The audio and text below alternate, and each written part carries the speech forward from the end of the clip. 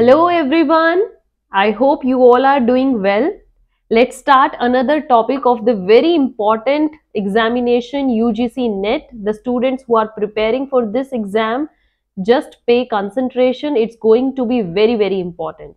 UGC NET paper 2 subject commerce we are doing और unit 2 का बच्चे just in the last session we started company accounts. Corporate accounting हमने start करी and last session में मैंने आपको पूरा डिटेल में समझाया how the shares are issued, right, issuing of shares. And now we will see in today's session issue of the shares at premium और at discount. Premium पर shares को कैसे यूज किया जाता है, इशू किया जाता है, एंड डिस्काउंट पर शेयर्स को इशू करना क्या होता है. We will cover this in today's session. Pay your all attention बच्चे. The very first topic is issue of the shares at premium. Premium पर शेयर्स को इशू करना क्या होता है, एक्चुअली में कंपनी अकाउंटिंग में इसका ट्रीटमेंट कैसे है, we will see it. So when a company issues, this is not, when a company issue dash at a price means share. When a company issue the shares at a price higher than its dash value, that is face value, that is called issue of the shares at premium, right? Face value से ज्यादा amount में जब आप shares को issue करते हो तो उस टाइम पर उस केस को बोला जाता है शेयर्स को इशू करना प्रीमियम पर. इसका मैं आपको एक एग्जांपल देती हूँ, ध्यान से समझना है. सपोज कीजिए आपका जो शेयर्स के इशू करने का फेस वैल्यू है वो है 100 रुपीज, ठीक है, 100 पर वन शेयर आपका है 100 रुपीज का. एंड सपोज कीजिए आप वन शेयर को इशू कर रहे हैं ₹120 में, मींस आप 20 अमाउंट एक्स्ट्रा में इशू कर रहे हैं उसको. यहां पर जो ये extra amount price higher than its face value, this will be the case of this issue of the shares at premium. Very easy बच्चे.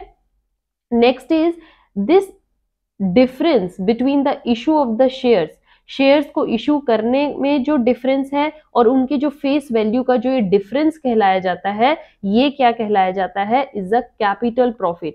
मींस ये अमाउंट जो एक्स्ट्रा आएगी आपके कैपिटल में तो इंक्लूड होगी, है ना बच्चे. जो ये आपका +20 है, this +20 is your what, this is your capital profit. इसको आप कैपिटल में एज अ प्रॉफिट की तरह शो करोगे, उसी की तरह आपको इसको अकाउंटिंग ट्रीटमेंट करना है. This profit is then credited to, जो ये कैपिटल प्रॉफिट आया है आपका, this is credited to the separate account. इसके लिए हम एक सेपरेट अकाउंट बनाते हैं क्योंकि ये तो एक्स्ट्रा अमाउंट आई है. And this account is going to securities premium account. कहां पर क्रेडिट किया जाता है बच्चे, एक एक वर्ड ध्यान से समझना है. यूजीसी नेट में वो कोई भी वर्ड उठाकर क्वेश्चन बना देंगे, ये ध्यान में रखिए. यहां पर क्या बोला है मैंने, ध्यान से दोबारा से सुनिएगा, कंसेप्ट को समझना है. दैट व्हेन द कंपनी जो ये शेयर्स को इशू करती है, किस चीज पर, प्राइस को हायर देन किससे, फेस वैल्यू से, उसको बोलते हैं शेयर को इशू करना. कहां पर, प्रीमियम में. नेक्स्ट इज कि जो ये डिफरेंस कहलाया जाता है उसको हम बोलते हैं कैपिटल प्रॉफिट. अब ये जो प्रॉफिट है ये का क्या होता है, इसको क्रेडिट किया जाता है एक सेपरेट अकाउंट में, और उस अकाउंट का नाम क्या है बच्चे, सिक्योरिटीज प्रीमियम अकाउंट. याद रहेगा, सिक्योरिटीज प्रीमियम अकाउंट. अब आ जाते हैं हमारे आज के टॉपिक का जो नेक्स्ट पार्ट है, that is issue of the shares at discount. कि डिस्काउंट पर शेयर्स को इशू करना क्या कहलाया जाता है, ठीक है. और इसका ट्रीटमेंट अकाउंट्स में कैसे होता है, बहुत अच्छे से समझेंगे बच्चे. कि जब कंपनी शेयर्स को इशू करती है, कैसे, प्रीमियम से little opposite, at the less price then its face value, this is called, क्या कहना ना, issue of the shares at discount. बिल्कुल इजी. मीन्स यहां पर हम वही प्रीवियस एग्जाम्पल लेके चलते हैं कि वन शेयर ₹100 का है और आप यहां पर उसको शेयर्स को इशू कर रहे हो ₹80 में, मीन्स उससे कम में कर रहे हो. डिफरेंस कितना आया, -20 का, है ना. तो मतलब आप उसको कम में इशू कर रहे हो, तो ये क्या बन जाएगा automatically, the case where the shares are issued less than its face value means issuing the shares at the discount. Okay, then what happens when the shares are issued discount, या what are those, आप अपने shares को कम value पर कब issue कर सकते हो, ये हर कोई नहीं कर सकता, ये चीज ध्यान में रखनी है बच्चे।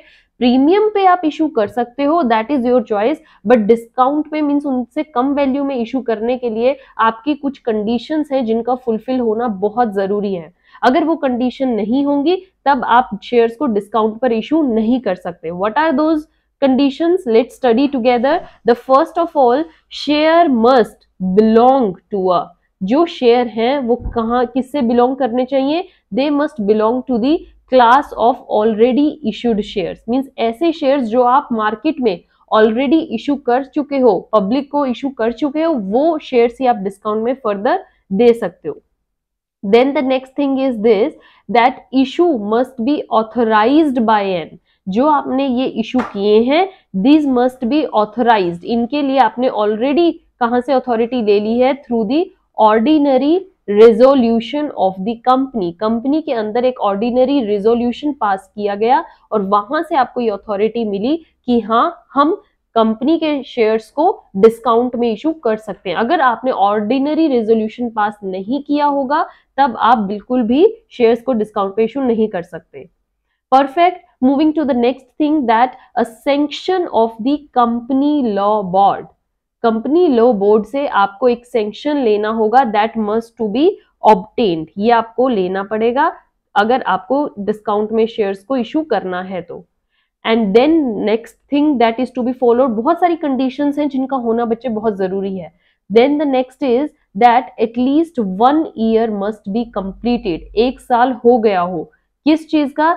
Since the date on which the company was entitled to commence its business, means जिस दिन से उनको सर्टिफिकेट ऑफ कमेंसमेंट मिला होगा, कंपनी को सर्टिफिकेट ऑफ कमेंसमेंट मिलता है ना रजिस्ट्रार से, तो जिस दिन ये कमेंसमेंट का सर्टिफिकेट मिला है उस डेट से लेकर और जिस दिन आप डिस्काउंट पे इशू शेयर्स इशू करना चाहते हो उस डेट तक एटलीस्ट 1 ईयर कंपनी का कंप्लीट हो चुका हो, तभी आप डिस्काउंट पे शेयर्स को इशू कर सकते हो। Perfect. The next thing is that issue must be made within 2 months from the date of receiving the sanction of the companies law board. जो मैंने अभी जस्ट आपको ये वाला पॉइंट बताया ना बच्चे, दिस पॉइंट मीन्स कि आपको कंपनी लॉ बोर्ड से पहले एक सैंक्शन लेना है, उसी के अंडर ये है कि जैसे ही आपको वहां से सैंक्शन मीन्स परमिशन मिली तभी तुरंत आपको विदिन 2 months उस डेट के अंदर ही इशू करना पड़ेंगे डिस्काउंट पर शेयर्स। अगर 2 months पास हो गए तब आप डिस्काउंट पर शेयर्स इशू नहीं कर सकते। All right, so these are the 2 main parts of issuing the shares. First, issuing the shares at premium और issuing the shares at discount, और उसके लिए क्या क्या कंडीशन होनी जरूरी है that we study together. Discount में आपको कुछ कंडीशन है जिनका होना जरूरी है, प्रीमियम पे आप कभी भी कर सकते हो, बट प्रीमियम की अमाउंट का कैसे ट्रीटमेंट होता है वो मैंने जस्ट आपको बताया है। So I hope you enjoy today's session, students. Maintain your consistency. Again, I am saying your exam are coming nearer. So follow my one of the principle, then you will get perfect your success, and that principle is read, revise and repeat. Okay, thank you.